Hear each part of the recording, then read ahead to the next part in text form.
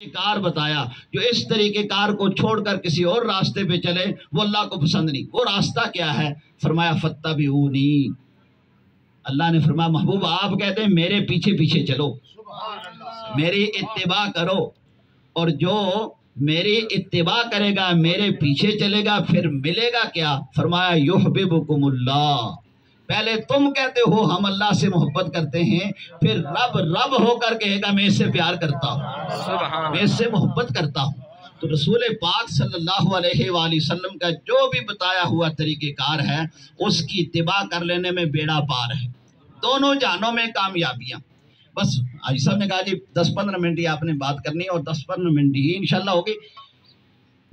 نبی یہ بات یاد رکھیں، محافل میں حاضر ہونا کبھی کبھار ہوتا ہے، مسجد میں بھی اکثر و بیشتر یہ ایسا ہوتا ہے کہ جناب جب تقریر ختم ہوتی ہے عربی خطبہ ہو رہا ہوتا ہے تب لوگ آتے ہیں. میری کوشش یہ ہوتی ہے جتنی دیر میں بھی کوئی آ جائے کوئی اپنے پاس لے کے جائے. یہ بات یاد رکھیے کہ نیکی کبھی ضائع نہیں ہوتی، نیکی کبھی ضائع نہیں ہوتی.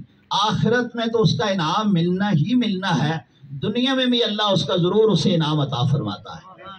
جو آپ بزرگوں سے بات سن رکھی ہے نا، دا دنیا 70 آخرت، یہ بالکل 100% ٹھیک ہے. یہ رب فرماتا ہے من جاء بالحسنۃ فلہ عشر امثالھا، جو ایک نیکی لاتا ہے اللہ 10 گنا اس کا اجر و ثواب عطا فرماتا ہے. تو سنیں، جو بندہ نیکی کرتا ہے اس کا انعام اسے دنیا میں بھی مل جاتا ہے. رسول پاک صلی اللہ علیہ وآلہ وسلم نے شاہ فرمایا بنی اسرائیل میں 3 آدمی سفر کر رہے تھے پہلے زمانے میں.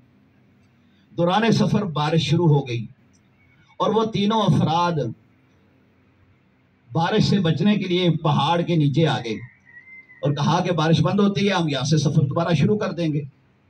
اللہ کا کرنا ایسا کہ بارش بند ہونے کے بجائے بارش تیز ہو گئی، بارش زیادہ ہو گئی اور وہ پہاڑ ان کے اوپر آ گیا، ان کا باہر نکلنے کا راستہ بند ہو گیا. بڑے پریشان کہ اب جائیں تو جائیں کہاں، کریں تو کریں کیا، یہاں تو نکلنے کا کوئی راستہ نہیں ہے.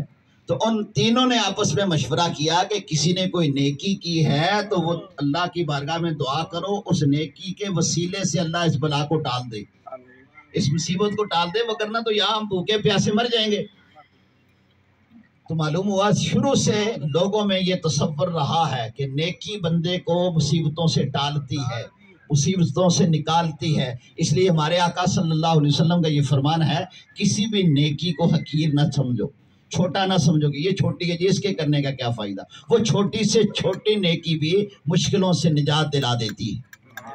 ان تینوں نے کہا اچھا ہم سوچتے ہیں کہ ہم نے کیا کیا کوئی نیکی کی. ان میں سے جو پہلا بندہ اس نے کہا یا اللہ تو جانتا ہے میں اپنے والدین کی خدمت کرتا تھا، میں بکریاں چراتا تھا اور بکریاں چرا کے جب واپس لاتا تھا تو میرا پہلا کام یہ ہوتا تھا کہ دودھ نکال کے سب سے پہلے اپنے والدین کی خدمت میں پیش کرتا تھا. سبحان اللہ. یہ نوجوانوں بات بڑی قابل غور ہے، بیوی بچے سنبھالنا یہ بھی اللہ اور اس کے رسول کا حکم ہے، لیکن پہل ماں باپ کی، جو ماں باپ کو پہل میں رکھتا ہے اللہ اس کی اس نیکی کا اجر اسے ضرور عطا فرماتا ہے. آپ بازار سے فروٹ لاتے ہیں، اچھی چیز لاتے ہیں، سوٹ لاتے ہیں تو سب سے پہلے اپنے ماں باپ سے پوچھا کریں ابو جی امی جی آپ کی پسند کیا ہے. جب وہ راضی ہو جائیں گے تو پھر سارے ہی راضی ہیں، کیونکہ ماں باپ کی رضا میں رب کی رضا ہے اور ماں باپ کی ناراضگی میں رب کی ناراضگی ہے. تو اس نوجوان نے کہا کہ اللہ تو جانتا ہے میں بکریوں کو جب چرا کے واپس لاتا تھا تو ان کا دودھ نکال کے سب سے پہلے اپنے والدین کی خدمت میں پیش کرتا تھا. ایک مرتبہ میری بکری گم ہو گئی اور اس کی تلاش میں تاخیر سے گھر پہنچا، لیٹ گھر پہنچا، میرے ماں باپ سو چکے تھے. میں نے انہیں جگایا نہ کہ ان کے آرام میں خلل نہ آ جائے اور دودھ کا پیالہ پکڑ کر ساری رات ان کے سرانے کھڑا رہا.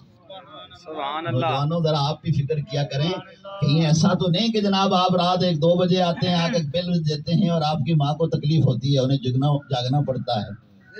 آپ اپنے موبائل کے ساتھ اتنی لمبی لمبی باتیں کریں اور جناب اونچی آواز سے گانے لگائیں اور آپ کے والد سکون کی نیند بھی نہ ہو سکے، ایسا تو نہیں کرتے. اگر کرتے ہیں تو اپنی اس برائی سے باز آ جائیں. آج ہی توبہ کر لیں کہ ہم نے اپنے ماں باپ کو دکھ نہیں سکھ دینا ہے. اس نوجوان نے کہا کہ میں نے دودھ کا پیالہ لے کر ساری رات اپنے والدین کے سرانے کھڑا رہا، سویا اس لیے نہ کہ وہ اٹھیں گے اور مجھے نہ پا کر پریشان ہو جائیں گے۔ بچہ گھر نہ آئے تو ماں باپ پریشان ہو جاتے ہیں، اس لیے وقت پہ گھر جایا کرو۔ اور میں دور اس لیے نہ ہٹا کہ وہ پریشان ہو جائیں گے، اور جگایا اس لیے نہ کہ ان کی نیند میں خلل آئے گا۔ تو یا اللہ دونوں کام میں نے اپنے ماں باپ کے سکھ سکون کے لیے ہی کیے ہیں، یہ نیکی اگر تیری بارگاہ میں قبول ہے تو اس پہاڑ کی مصیبت کو ہم سے ٹال دے۔ اس کا یہ کہنا تھا، پہاڑ اپنی جگہ سے ہلا اور اندر روشنی آنی شروع ہو گئی۔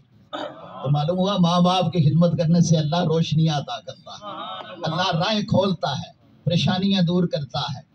دوسرے بندے نے کہا کہ اللہ تو جانتا ہے کہ میں نے گھر بنانے کے لیے چند مزدور لگائے، اور ایک مزدور آدھی دیہڑی کر کے آدھا کام کر کے چلا گیا اپنی کسی مجبوری کی بنا پر، وہ اس کی مزدوری میں نے ضائع نہیں کی، اس کی امانت میں نے خیانت نہیں کی، اسے سنبھال کے رکھا۔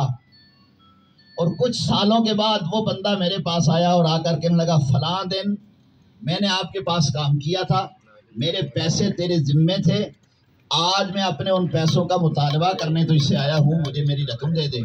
تو میں نے کہا وہ بکریوں کا ریوڑ سارا تیرا ہے، لے جا۔ بندہ مجھ سے مذاق کرتا ہے، آدھے دن کے پیسے، آدھی دیہڑی کے پیسے، اور تو کہتا ہے بکریوں کا اتنا بڑا ریوڑ۔ تو اس شخص نے کہا کہ تو نہیں دیکھتا تھا، میرا اللہ تو دیکھ رہا تھا، میں نے تیرے پیسوں میں خیانت نہیں کی۔ میں نے کہا کہ یہ پیسے کہیں اور ضائع نہ ہو جائیں، تیرے پیسوں کی میں نے بکری خرید لی، اور اس بکری سے آگے پھر یہ اضافہ ہوتا چلا گیا، یہاں تک کہ یہ اتنا بڑا ریوڑ بن گیا، یہ میرا نہیں سب تیرا ہے۔ یہ ہمیں سبق سنانے کے لیے حضور نے بتا دیا کہ کسی کا حق نہیں مارنا، کسی کے پیسوں کے اوپر قبضہ نہیں کرنا۔ کسی کے پیسوں کے اوپر، کسی کے حق کے اوپر قبضہ کر لو گے تو بے شک جس کے پیسے ہیں اسے نہیں یاد رہا، اسے نہیں پتا، اسے تو پتا ہے نا، اسے نہیں پتا، جو آپ دے دو اس کی بارگاہ میں ہونا ہے۔ تو اس شخص نے کہا، میرے مالک اگر تیری بارگاہ میں میری وہ نیکی، وہ امانت داری قبول ہے، اس پہاڑ کی مصیبت کو ہم سے ہٹا تاکہ ہم باہر نکل سکیں۔ اس کا یہ کہنا تھا، یہ دعا کرنی تھی، پہاڑ اپنی جگہ سے اور ہلا، مزید اندر روشنی آنی شروع ہو گئی، لیکن ابھی نکلنے کا کوئی راستہ نہیں تھا، نکل نہیں سکتے تھے۔ تیسرے بندے نے کہا، میرے مالک تو جانتا ہے میں ایک غلط راستے پہ چل نکلا تھا اور میں برائی کے قریب پہنچ گیا تھا، برائی کرنے ہی لگا تھا، تو جس کے ساتھ برائی کرنے لگا اس نے کہا سارے دروازے بند کر لیے؟ میں نے کہا کر لی۔ وہ کہنے لگی ایک دروازہ کھلا ہے، ایک دروازہ کھلا ہے، اسے کوئی بند نہیں کر سکتا، اور وہ رب کائنات کا دروازہ ہے۔ یا اللہ تیرے ڈر سے، تیرے خوف سے، تجھے حاضر و ناظر جانتے ہوئے میں نے اس برائی کو چھوڑ دیا، اس حرام کاری کو میں نے چھوڑ دیا۔ اللہ اس برائی کا چھوڑنا اگر تیری بارگاہ میں قبول ہے تو اس مصیبت کو ہم سے ٹال دے۔ اس نے یہ دعا مانگنی تھی تو وہ پہاڑ اپنی جگہ سے ہلا اور راستہ کھلا، تینوں کے تینوں بار آ گئے۔ اب اس حدیث مبارکہ جو آخری بات حضور نے ارشاد فرمایا کہ اس بندے نے برائی چھوڑی، حرام کاری کو چھوڑا، اللہ نے اسے نیکی میں تبدیل کر دیا۔ رسول پاک صلی اللہ علیہ وآلہ وسلم نے ارشاد فرمایا، حضرت ابو ہریرہ رضی اللہ تعالیٰ عنہ کو فرمایا، اتق المحارم تکن اعبد الناس، فرمایا حرام چیزوں سے بچ جاؤ، گانے سننے سنانے سے بچو، بد نگاہی سے بچو، بد عملی سے بچو، نماز چھوڑنے سے بچو، برے چیزوں سے بچو، فرمایا تم سب سے بڑے فرمانبردار بن جاؤ گے، تم سب سے بڑے عبادت گزار بن جاؤ گے۔ ہم میں خامیوں میں سے خامیاں یہ ہیں، ہم اچھائیاں بھی کرتے ہیں اور برائیوں کو نہیں چھوڑتے، نمازیں بھی پڑھتے ہیں لیکن سودی کاروبار بھی کرتے ہیں، رشوت بھی لیتے ہیں، اور اس طرح لکی کمیٹی آج کل نکلی ہوئی ہے، یہ لکی کمیٹی بھی حرام کی ہے، یہ ناجائز ہے، یہ اس کے پیچھے بھی پڑے ہوئے ہیں۔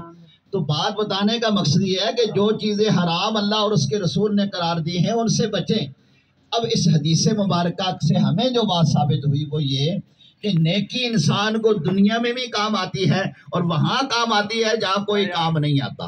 اس لیے حضرات گرامی نیکی خود کریں اور دوسروں کو نیکی کی طرف لگائیں۔